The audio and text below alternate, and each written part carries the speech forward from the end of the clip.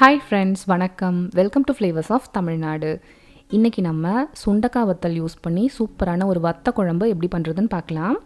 வெறும் சுண்டக்காய் மட்டும் ஆட் பண்ணாமல் அது கூட கொஞ்சம் மணத்தக்காளி வத்தலும் சேர்த்துக்கிட்டோன்னா குழம்புக்கு நல்ல ஒரு ஃப்ளேவர் கிடைக்கும்.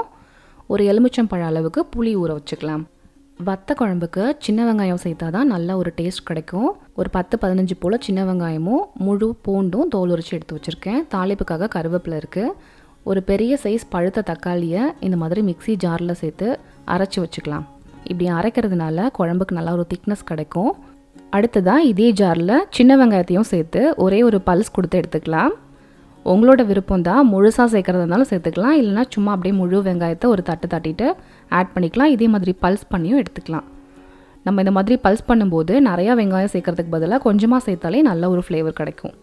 இப்போ நம்ம குழம்புக்கு திக்னஸும் ஃப்ளேவரும் கொடுக்கறதுக்காக கடலைப்பருப்பு 1/2 ஸ்பூன், வெந்தயம் 1/2 ஸ்பூன், ஜீரகம் 1/2 ஸ்பூன், மிளகு 1/2 ஸ்பூன் இதை நம்ம ட்ரை ரோஸ்ட் பண்ணி எடுத்துக்கணும். கடலைப்பருப்பு கம்மியாக சேர்த்தாலே போதும். ரொம்ப அதிகமாக சேர்த்துட்டோம்னா குழம்பு ரொம்ப திக்காக இருக்கும், நல்லா இருக்காது, சீக்கிரம் கெட்டு போயிடும்.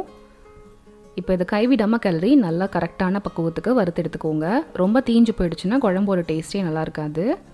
இப்போ ஜீரகம் வெந்தயம்லாம் லைட்டாக படபடன்னு பொரியுது இல்லையா, இந்த ஸ்டேஜில் நம்ம எடுத்து ஆற வச்சிடலாம். இது அப்படியே இருக்கட்டும். கடைசியாக பவுடர் பண்ணி சேர்த்துக்கலாம். இப்போ வானலில் ஒரு குழிக்கரண்டி அளவுக்கு நல்லெண்ணெய் சேர்த்துருக்கேன். அதில் எடுத்து வச்சுருக்க சுண்டக்காய் வத்தலை ஃபஸ்ட்டு நம்ம சேர்த்துக்கலாம். இது பாதி அளவு வறுப்பட்டதுக்கு அப்புறமா மணத்தக்காளி வத்தல் ஆட் பண்ணிக்கலாம்.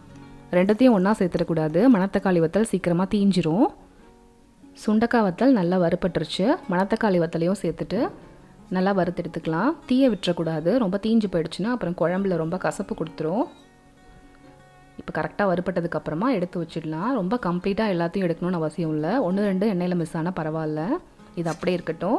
இந்த எண்ணெயிலேயே சின்ன துண்டு பெருங்காயம் ஆட் பண்ணிக்கலாம். இதுவும் குழம்புக்கு நல்ல ஒரு வாசனை கொடுக்கும். 1/2 ஸ்பூன் கடுகு, கொஞ்சமாக தாளிப்பு வடகம் இல்லைன்னா பரவாயில்ல, கடுகே போதும், இருந்ததுன்னா ஆட் பண்ணிக்கோங்க. 1/2 ஸ்பூன் வெந்தயமும் 1/2 ஸ்பூன் ஜீரகமும் தாளிப்புக்கு ஆட் பண்ணிக்கலாம். அடுத்ததாக 4-5 குண்டு மிளகாய் ஆட் பண்ணிக்கலாம். இது நான் ரொம்ப கில்லாமல் காம்பு மட்டும் ரிமூவ் பண்ணிவிட்டு முழுசாக சேர்த்துருக்கேன், அதனால் காரம் ரொம்ப இறங்காது.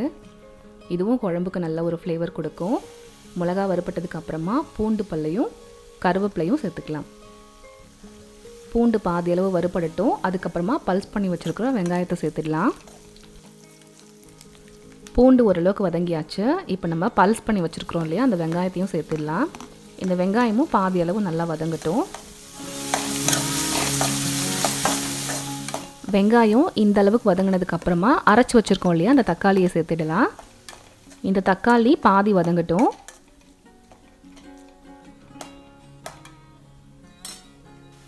இந்த அளவு வதங்கினா போதும். இப்போ இந்த குழம்புக்கு தேவையான மஞ்சள் தூள் ஆட் பண்ணிக்கலாம். இந்த மஞ்சள் தூள் வீட்டில் அரைச்சது, 1 இயர் ஆகுது, இன்னுமே கலரே மாறல பாருங்க.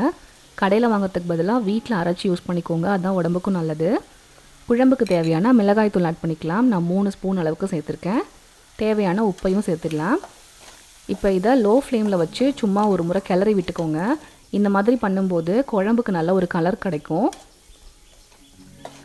நம்ம அப்படியே புளி தண்ணியில் மிளகாத்தூள் ஆட் பண்ணுறதுக்கு பதிலாக இந்த மாதிரி லைட்டாக ஒரு தடவை, ரொம்ப வதக்க தேவையில்ல, இந்த எண்ணெயில், சூடான எண்ணெயில் இந்த மிளகாத்தூளை கிளறும் போது அது குழம்புக்கு நல்ல ஒரு கலர் கொடுக்கும். இப்போ நம்ம கரைச்சி வச்சுருக்கிற புளியை ஆட் பண்ணிடலாம். தேவையான அளவு தண்ணி ஊற்றிட்டு நல்லா கலந்து விட்டுக்கோங்க. இந்த ஸ்டேஜில் உப்பு காரம் செக் பண்ணிக்கோங்க. அவ்வளோதான், நல்லா கலந்து விட்டாச்சு. இதை ஒரு மூடி போட்டு மூடிட்டு 15-20 நிமிஷத்துக்கு மீடியமான ஃப்ளேமில் கொதிக்க வச்சுக்கலாம். குழம்பு கொதிக்கிற இந்த டைமில் நம்ம தேவையான பொடியெல்லாம் அரைச்சி எடுத்துக்கலாம். சுண்டக்காய் வத்தல் வறுத்துருந்தோம் இல்லையா, இதில் பாதியை மட்டும் முழுசாக அப்படியே குழம்புல சேர்த்துடலாம். மீதி பாதியை இந்த கடலைப்பருப்புலாம் வறுத்துருக்கோம் இல்லையா, இது கூடவே சேர்த்து பவுடர் பண்ணிக்கலாம். இப்படி பண்ணுறதுனால நமக்கு அதிகமான சுண்டக்காய் வத்தல் சாப்பிடும்போது வாயில் கிடைக்காம இருக்கும். ஆனால் அரைச்சி சேர்க்குறதுனால அந்த வத்தலோட ஃப்ளேவர் குழம்பு ஃபுல்லாக நல்லா இறங்கியிருக்கும். வத்தல் சேர்த்தாச்சு. நல்லா கலந்து விட்டுட்டு திரும்பவும் மூடி வச்சிடலாம். 1-2 வத்தல் முழுசாக இருந்தால் தான் பார்க்குறதுக்கு வத்த குழம்பு மாதிரி இருக்கும், இல்லைனா நீங்கள் ஃபுல்லாகவே கூட பவுடர் பண்ணிடலாம். அதனால் நான் கொஞ்சம் மட்டும் குழம்புல முழுசாக சேர்த்துட்டு மீதியை நான் இந்த மாதிரி பவுடர் பண்ணி எடுத்தாச்சு. இது அப்படியே இருக்கட்டும், கடைசியாக சேர்த்துக்கலாம். இப்போ ஒரு 20 நிமிஷம் போல் நல்லா மீடியமான ஃப்ளேமில் கொதிச்சு வந்திருக்கு. குழம்போட பச்சை வாசனை எல்லாமே போயிடுச்சு. எண்ணெய்லாம் மேலே வர ஆரம்பிச்சிருச்சு பாருங்கள். இந்த குழம்பு ரொம்ப கெட்டியாக சுண்டி வர்றதுக்கு முன்னாடி நம்ம அரைச்சி வச்ச பொடியை ஆட் பண்ணிடலாம். நம்ம அரைச்ச பொடியெலாம் கடலைப்பருப்பு இருக்கு இல்லையா, அது குழம்புக்கு இன்னும் கொஞ்சம் திக்னஸ் கொடுக்கும். அதனால் குழம்பு இந்த அளவுக்கு கொஞ்சம் திக்காக இல்லாமல் கொஞ்சம் தடத்தரன்னு இருக்கு இல்லையா, இந்த ஸ்டேஜில் நம்ம இந்த பொடியை ஆட் பண்ணிட்டோம்னா அந்த பொடியில் இருக்கிற கடலைப்பருப்பு குழம்புல நல்லா ஊறி வெந்து வரும்போது கொஞ்சம் திக்னஸ் கிடைக்கும். அவ்வளோதான், நல்லா கலந்து விட்டாச்சு. இப்போ ஸ்டவ்வை சிம்மில் வச்சுட்டு ஒரு 5 நிமிஷம் போல் நல்லா கொதிக்க வச்சோன்னா திரும்பவும் அந்த எண்ணெயெல்லாம் நல்லா மேலே பிரிஞ்சு வந்துடும்.